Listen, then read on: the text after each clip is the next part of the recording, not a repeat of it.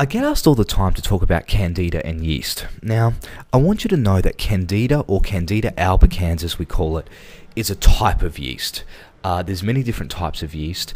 Yeast is technically a type of fungus. It's not a nice thing to have in your body, particularly when it's overgrown. Now, Candida is what we call a dimorphic fungus, which is a fancy word for di, meaning two forms, dimorphic, two forms. One form is when it's single-celled as a yeast. The other form is when it's multiple cells as a fungus. Why do you have excess yeast and why do you have excess fungus in your body? Why do you get it around your genitals? Some people even get it around their lips. Why do you have it on your tongue? Well, the reason you have it on your tongue and the reason you have it on your genitals is they're pretty much the only two places that people can see how filthy you are inside externally. Your tongue and your genitals are it. The rest of you is protected by skin. So if you want to know how dirty you are, look at what you're eating. Look at what you're eating and drinking. But what is Candida? Let me get a little bit technical on you for a moment. We believe in natural health something called pleomorphism, which again is a fancy word for pleo, like poly, meaning many forms. Now, if I was to take your blood and take a live blood analysis and look at it under a dark field microscope, I can actually see your red blood cells swimming. Now, if the plasma or the liquid of your blood that they swim in is healthy, I see the red blood cells looking thick and plump and together and healthy and wholesome. If, however, your blood is unhealthy, you're eating a lot of animal products and meat and dairy products and wheat and things like this, I will see your red blood cells clump together, out of shape, moving slowly, deformed. But what's really interesting is as you get unhealthy, we'll begin to see that red blood cell morph into a bacteria. And then if that bacteria gets unhealthy enough, it'll morph down again into a yeast. That's why when people stick their tongue out, if you can see little red dots, you can see bacterial spots. And if you see white, you know they've got yeast everywhere inside them.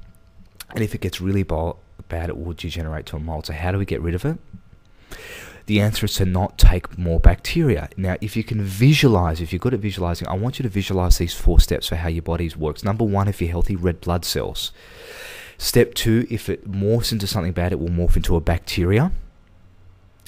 Step 3, if it gets worse, it will morph into a yeast. And then finally, step 4, it will morph into a mold. Yeast is step 3. Don't take bacteria to morph it up to step 2. It's still bad. We want to take something that will morph it back into a red blood cell, step 1. Now, if you're not visualizing, I know you're totally confused out of your mind right now, but don't worry about that. The closest thing in nature to your red blood cell is the chlorophyll molecule, which is the green in plants, which means we supplement with chlorophyll, we get the vegetable juices and juices into you, you're supplementing with wheatgrass and barley grass. I know some of you are listening to this right now saying, oh my God, Will, what are you saying? This is horrible. Are you kidding?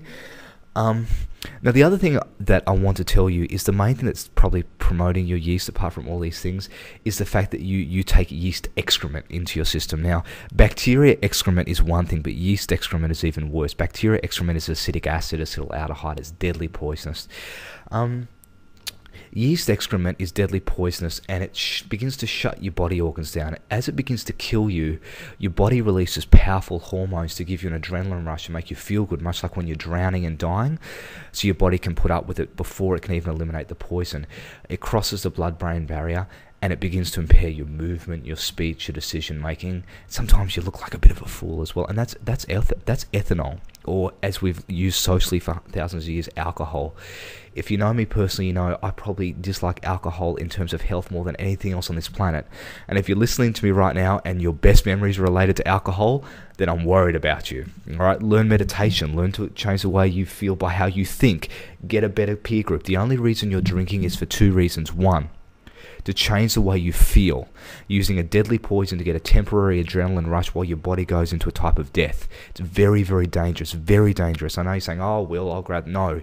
5 or 10 years, you're going to look old, honey. You're not going to look good. Secondly, you're only doing it to stay in a peer group that has a lower standard than you do. So the first thing I do, like when I see clients and I see a lot of celebrities, particularly people on television, cocaine is a big product that they use to try and stay on the edge. One of the first ways that I counsel them to give up cocaine is to change their peer group. Get around better people with a higher standard who will hold you accountable when you want to change. And secondly, I don't know, read a self-help book, read a psychology book, do something. Learn to change the way you think, what you picture, what you feel, the colors, the breathing you spin through you. But I'm here to tell you it will take a while. If you're craving alcohol or carbohydrates, it's because you've got so much yeast that are feeding on sugar. Now, what yeast is it morphs you down. You heard of the mummies in Egypt? It rots you when you die. Because when you die, your immune system stops cleaning these up. The white blood cells stop swimming around and trying to collect all these yeast and bacteria, and they eat you away. Which means right now you're being eaten from the inside out. And if you listen to me and you're healthy, we've all got a degree of bacteria and yeast and you're being eaten. So if there's one thing you want to avoid, it's bacteria, yeast and mold, which is why I stand in the minority of people with this knowledge and natural health in the world that stand by and say do not take probiotics or prebiotics. Do not take any sort of bacteria, whether it be a rod-shaped, a spiral-shaped, more of a hybrid shape. We don't want this in your body. I'm not a fan of lactobacillus. Bacillus means that it's a rod shaped like an anthrax. Most naturopaths will tell you to take this. I stand alone when I say don't. I stand in the minority when I say do not have red wine. For your meals, have grapes instead.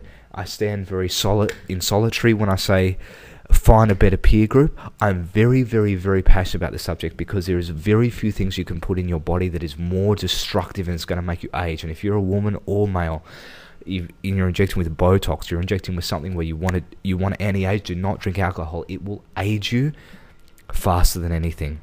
But to do that, you have to change these two strategies. Now, more importantly than that is people say, well, what about these studies where a glass of red wine has antioxidants? It's got vitamins in there with all that poison. Yes, because vodka was once potatoes. Red wine was once red grapes. And there's many, many, many other things. In fact, I could do a whole CD on how destructive some of the other things are that are in alcohol. But I implore you, do not take nutritional yeast, even if it's dead. Get your vitamins elsewhere. Do not take any sort of bacteria, and also steer away from fermented products, soy sauce, miso soup. I apologize, I have a plane going over in the background. See the wonders of technology where we are. People can record things now. And what else is fermented? Salami is fermented for 36 weeks with bacteria. Dairy products like yogurt. I'm not a big fan of yogurt. People say it because it's got bacteria that's been sitting there excrementing acidic acid and acetaldehyde and poison antibiotics in the dairy. I would strongly avoid this.